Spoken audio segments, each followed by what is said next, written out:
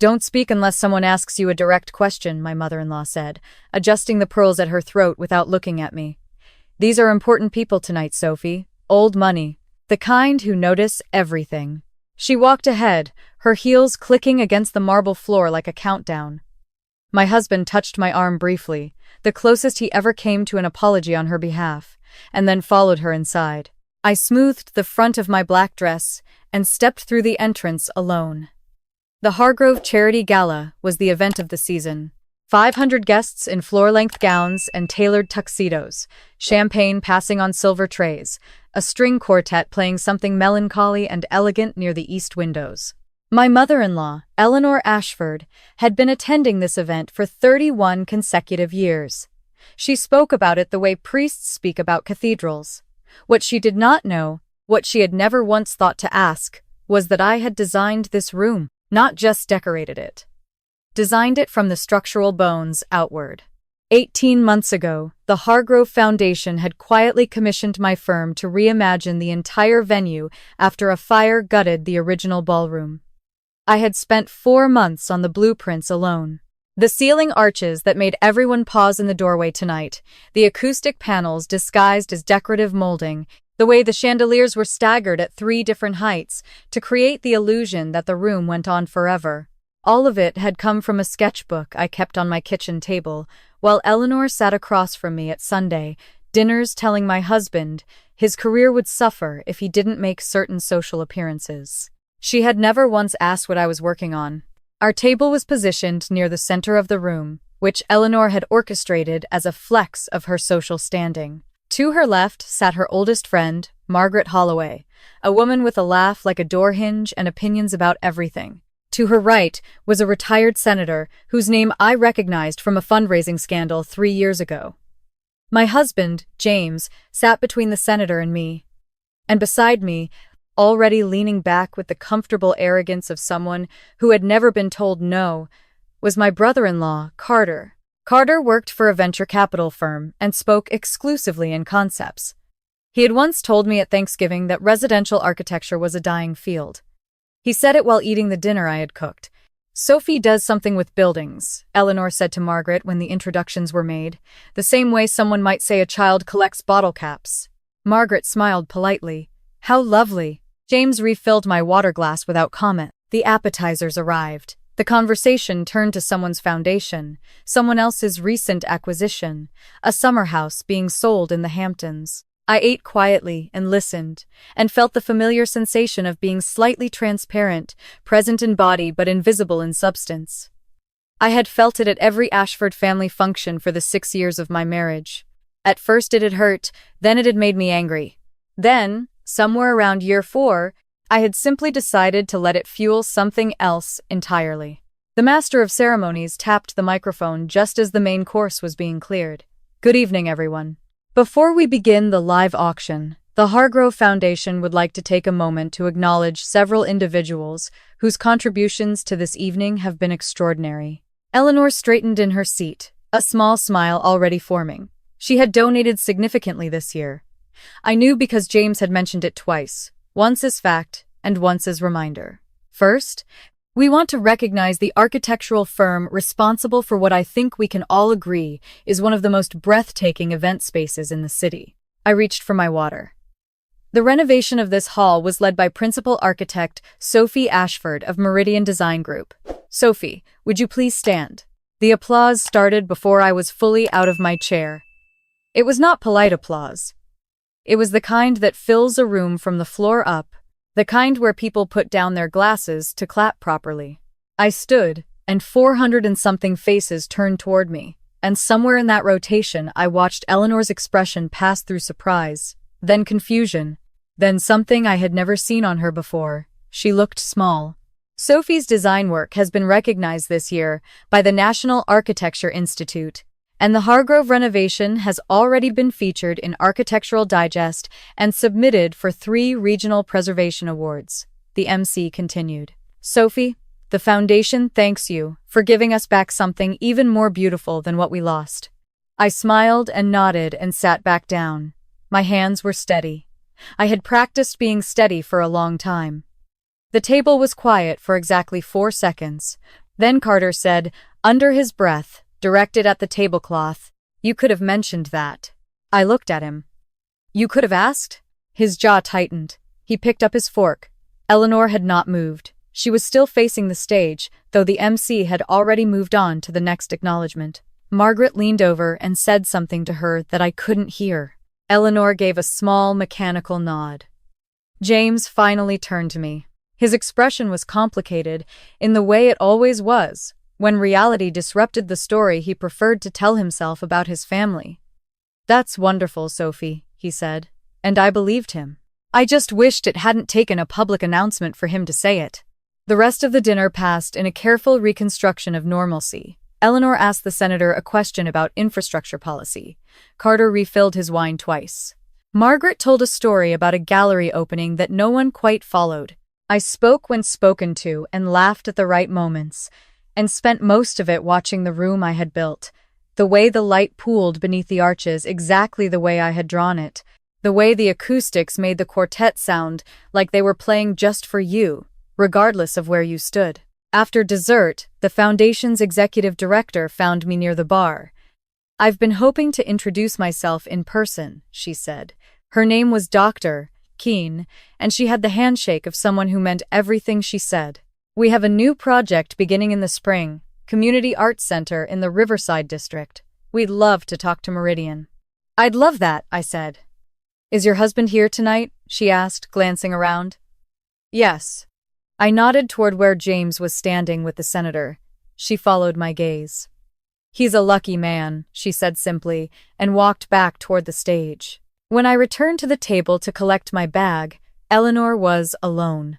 Carter had gone to find someone he knew near the auction display, and James had been pulled into a conversation I could see from 20 feet away.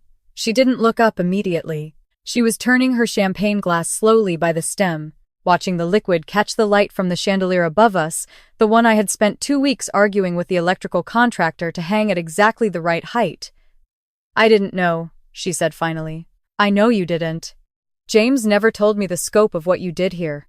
I sat down across from her, though I hadn't planned to. "James doesn't always pay attention to the scope either." She looked up at that. It was the first time I had said something honest to her in years, and I think we both recognized it. "I've been unfair to you," she said. The words came out like something she had rehearsed, not because they weren't true, but because saying them required structure. Eleanor Ashford was not a woman who spoke in confessions. "Yes," I said. "Not cruelly, just accurately." She nodded once. "I had a very particular idea of what James's wife should be. Someone quieter. Someone I could understand." She set the glass down. "You were never that. And instead of finding out what you actually were, I just decided you were less." The string quartet shifted into something slower. Around us, people were moving toward the auction tables, the pleasant noise of an event in full swing. "I built this room," I said, not unkindly. "I've been building things like this for years. You've been sitting in my work at dinners and galas and 3 other events I can think of, and you've never once asked me a single question about my job." She looked at the ceiling. I watched her take in the arches, the deliberate sightlines, the way the whole room felt both grand and somehow intimate. I watched her see it for the first time. "It's extraordinary," she said quietly. "Thank you." We sat in that silence for a moment. Not comfortable exactly, but real. More real than any conversation we had managed in 6 years. Carter appeared at the edge of the table. He looked between us with the uncertainty of someone who had expected to return to a predictable scene and found the furniture rearranged. "The Flemings want to say hello, Mother," he said. Eleanor stood, smoothing her dress. She looked at me once more before she turned. "We'll talk more," she said. Not warmly, but directly, which from Eleanor was its own kind of warmth. Carter lingered after she walked away. He had his hands in his pockets and the expression of someone doing difficult arithmetic. "Architectural Digest," he said. "March issue," I said. He exhaled through his nose. "I was wrong about residential being a dying field." "You were wrong about a few things." "Yeah." He glanced toward where Eleanor was greeting the Flemings. "She's been wrong about more." He paused. "I should have said something. Over the years, when she did it at dinners, I should have said something to her." This surprised me more than anything else that had happened tonight. Carter admitting fault had roughly the frequency of a solar eclipse. You can say something going forward, I told him. He nodded slowly. I'll do that. I believed him, not completely, but enough to matter. James found me by the coat check at the end of the night. The gala was winding down, guests filtering out in small, warm groups, the auction items being wrapped and tagged. He stood close and spoke quietly. I should have told her, he said. About the project. About all of it. I should have made her understand what you do. You should have made her treat me with basic respect, regardless of what I do. He was quiet for a moment. You're right. I know. I'm sorry, Sophie. I looked at him. This man I had loved for almost a decade, who was good in ways that mattered and absent in ways that also mattered. I needed to be different, I said. Not just tonight. I need you to actually be there. I want to be, he said. I want to be better at it. Then be better at it, I said. That's the whole thing. He took my coat from the attendant and held it out for me. It was a small gesture. I let it be a start. 3 weeks passed before Eleanor called me directly. Not through James, not a Sunday dinner summons. She called my cell phone on a Wednesday morning while I was reviewing permit drawings at my desk. I'd like to have lunch, she said. Just the two of us, if that's agreeable. I moved a coffee cup off the corner of a blueprint. Saturday works for me. She chose a restaurant I had never been to, quiet and unhurried. The kind of place where the tables are far enough apart that conversations stay private. She was already seated when I arrived, without her usual armor of other people. We ordered. We talked about neutral things for the first 10 minutes, the way you ease into cold water. Then she set down her fork and said, I owe you a longer apology than I gave you at the gala. You don't have to construct one, I said. I just need to know it won't keep happening. It won't, she said it plainly. I've been thinking about why I did it, why it was so easy to dismiss you. She folded her hands on the table. When James married you, you were young and quiet, and you didn't come from the circles I understood. And instead of learning about you, I built a story about you that was easier to manage. Small people are easier to manage. I was never small, I said. No, she agreed. You were never small. I was just afraid of what it meant if you were significant. She paused. If you were significant and I had treated you the way I did, then what did that make me? I let that sit for a moment. Outside the window, a cab pulled up and a woman in a yellow coat got out, laughing at something on her phone. It makes you someone who made a mistake for a long time, I said finally. Not a monster. Just someone who was wrong, and now has to figure out what to do with that. She looked at me carefully. You're more generous than I would be. I'm not doing it for generosity, I said. I'm doing it because James loves you, and I love James, and I'd like us to actually be a family. A real one. Not a performance. Something shifted in her face, subtle but visible, the way a window looks different when someone opens it from inside. I'd like that too, she said. We finished lunch. She asked me 3 questions about my work, real questions, and listened to the answers. When we said goodbye outside the restaurant, she touched my arm briefly. Not quite a hug, but more than she had ever offered before. I walked back to my car thinking that forgiveness was a strange thing.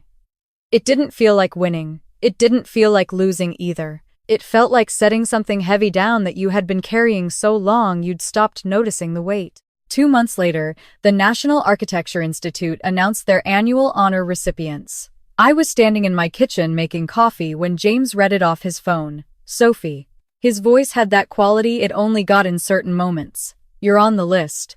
I set the coffee pot down. Emerging Practitioner of the Year. My name, my firm, a citation that included the Hargrove renovation and 2 other projects, a formal ceremony in the spring, a profile in their national publication.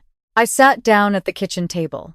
I thought about the sketchbooks. I thought about the Sunday dinners where I ate quietly while my work existed in the world without anyone in that room knowing it. I thought about the night at the gala, my mother-in-law's face when the applause started, the chandelier hanging exactly where I had drawn it. I had not built any of it to prove something. I had built it because it was what I knew how to do, and because I believed that spaces shape the way people feel inside them. That a room could hold grief or joy or celebration differently depending on how its bones were arranged. I had built it because it mattered to me long before it mattered to anyone watching. But I would be lying if I said the recognition felt like nothing. It felt like something. Like the world finally saying, "Yes, we see you, we see the work, we see what you made." James hugged me from behind, his arms around my shoulders, and for once, he didn't let go quickly. "I'm so proud of you," he said. "I've always been proud of you. I just wasn't always good at showing it." "I know," I said. "Work on it." "I am," he said. "I'm working on it." Carter texted me the next day. A short message, direct, more Carter than I expected. Saw the announcement. Residential architecture isn't dying. "Congratulations, Sophie." I smiled at my phone and typed back, "Thanks, Carter." A minute later he replied, "Also told Mom she needs to be in your corner going forward." She agreed. That's probably a first. It was a first. I saved the message. The ceremony was held in April at a conference center downtown. James sat in the third row with his mother and Carter on one side and my own parents on the other. I had not been sure Eleanor would come. She had confirmed 2 weeks out, without fanfare, simply texting James that she would need directions to the parking. When they called my name and I walked to the podium, the room applauded with the clean, generous sound of professional recognition. I stood at the microphone and looked out at the audience. The colleagues I respected, the mentors who had told me early on what I was capable of, the foundation director who had already sent over preliminary drawings for the Riverside project. And I looked at my family. My mother, pressing a hand to her mouth the way she did when she was trying not to cry. My father, clapping with the focused energy of a man who had driven 40 minutes to witness this specific moment. James, who was grinning in the uncomplicated way he rarely let himself, like a kid watching fireworks. Carter, nodding, which for Carter was the equivalent of a standing ovation. And Eleanor. Eleanor was clapping with both hands, not the performative gesture I had seen her use at social events, but something real and effortful, looking directly at me the way she had rarely done before, with nothing withheld. I thought about what I wanted to say. "I spent a lot of years doing this work quietly," I began, not because I lacked confidence in it, but because I had learned early that some rooms were not built for certain voices. I believed that for longer than I should have. I paused. What changed was not someone finally giving me permission to be heard. What changed was deciding I had already earned that permission, and I was simply going to stop waiting for it to be handed to me. A few people in the front row nodded. I also want to say something about the people who once sat in rooms I designed without knowing I built them. I was not looking at Eleanor specifically, but I was thinking about her. It's possible to be so close to something extraordinary that you can't see it. That's not a permanent condition. People can look up. People can choose to see. I smiled. I'm grateful for the ones who did. The applause that followed was warm and long. When I stepped off the stage, the first person to reach me was my mother, who held on for a beat longer than usual. My father shook my hand and then pulled me into a hug that overruled the handshake. James kissed me on the side of the head and said nothing, because sometimes he knew exactly when words were unnecessary. Carter shook my hand and said, "Good speech," which was high praise. And then Eleanor stepped forward. She was holding herself with her usual precision, but her eyes were bright in the way I had not seen before. "The things I said in those early years," she started. "I know," I said. "I need you to know I am genuinely sorry." "I know that too." She reached out and took my hand, briefly, with both of hers. "You are exactly the kind of woman I should have wanted for my son," she said. I was just too proud and too frightened to admit it. I squeezed her hands once. "We have time to do it differently," I said. She nodded. And for a woman who had never once in 6 years initiated physical affection with me, what she did next was significant. She stepped forward and hugged me. Quickly, not effusively, but real. James watched this from 3 feet away with the expression of someone witnessing something they had stopped believing was possible. We went to dinner afterward, all of us together, at a place my father had researched for 3 days and picked because he read that the pasta was made fresh. The conversation was loud and overlapping and imperfect and alive. Eleanor asked me about the Riverside project and listened while I explained the community engagement process. Carter got into an argument with my father about structural steel that somehow ended in genuine agreement. My mother refilled everyone's water glasses without being asked, because that is simply who she is. At the end of the night, walking to the parking garage, Eleanor fell into step beside me. "That ceiling at the Gala," she said. "The staggered chandeliers." "Yes. How did you know that would work?" "I thought about it. I didn't know for certain. I did the calculations. I modeled it. But there's always a moment where you just have to believe in what you've drawn and let it exist in the world." She was quiet for a moment. "That's braver than I gave you credit for," she said. "Most things are," I said. She laughed, short and genuine. I had heard Eleanor Ashford laugh in social settings hundreds of times. This was different. This was just a woman walking in a parking garage, laughing because something was actually funny. "Good night, Sophie," she said when we reached her car. "Good night," I said. I walked to my own car and sat for a moment before starting the engine. The city made its usual sounds around me. Distant traffic, wind moving through the structure of the garage, the small creaks of a building settling. I had not done any of this for revenge. That was the thing people might not understand, that the ones who hurt you are rarely your primary audience. I had done it because I loved the work, because I could not stop doing it even when no one in the nearest room was paying attention. The recognition was real, and I had earned it, and it mattered. But it was secondary to the thing itself, to the fact that, somewhere in the city, there was a room with arches and staggered light and perfect acoustics that had not existed before I drew it, and now it did. And people stood inside it and felt something they couldn't quite name.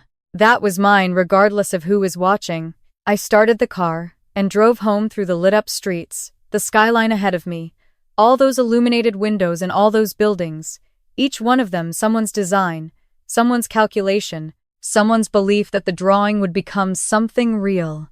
Mine were out there too. I had made sure of that, not because anyone told me to, not because someone finally cleared the space, but because I had stopped waiting for permission and started building the things I came here to build, and no dinner table, no dismissive comment over appetizers, no carefully aimed silence had ever once been able to stop that.